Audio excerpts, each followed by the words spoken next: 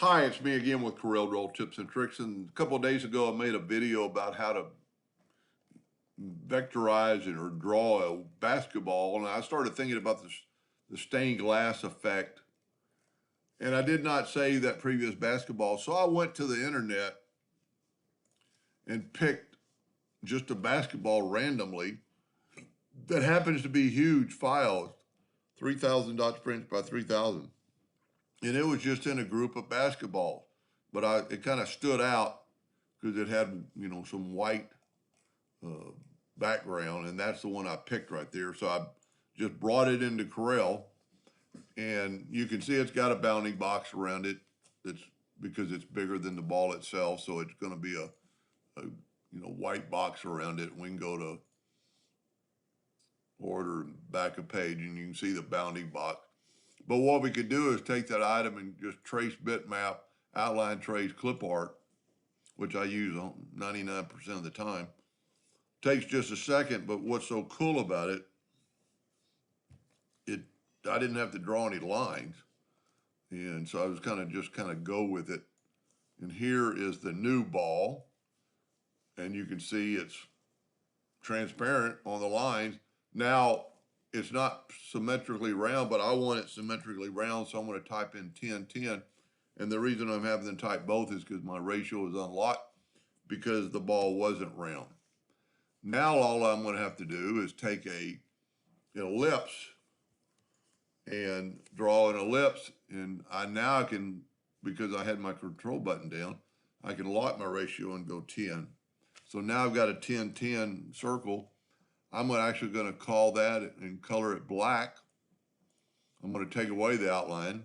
I'm going to hit P, put it in the center of the page. I'm going to go and go Object, Order, back a page. Then I'm going to take my new ball and hit P. And there's my new ball. That's good enough right there. I'm not really happy with the effect. And it maybe if I did it one at a time, it would look better. But I'm going to move it out of the way for just a second. And I'm going to try it one at a time, see if it looks any better. This I just did as a group. I'm going to go to Object and Group and ungroup it. Now I've got individual objects. I'm going to go to Effects and Creative and Stained Glass. Now there's many multiples you can pick from. I picked the smallest size, and I colored it in with a darker, instead of normally your default is going to be black. So I made a brown.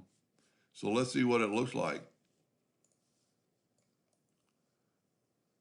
The reason I didn't like the first one, it had some white edging, but that looks pretty good once we set in I'm not going to say it looks better than that, but see, it looks like there's more white edging. Let's see if the attribute eyedropper tool does not work in this case. And I didn't think it would, so you'd have to do all of them. So let's just back up and do the whole ball.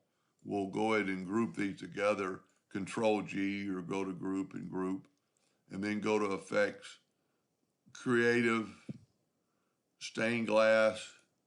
But this time we're going to change it's going to be done by the time I get through it, but I'm going to take the eyedropper, I'm going to make it like a gray, and it'll redo it. Yeah, I don't like it. The color I was picking was for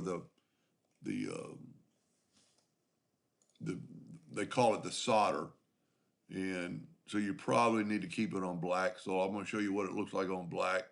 Creative, Stained Glass. Go ahead and grab that eyedropper and pick black. And I picked the smallest size. I just didn't like it because now it's almost overwhelming black.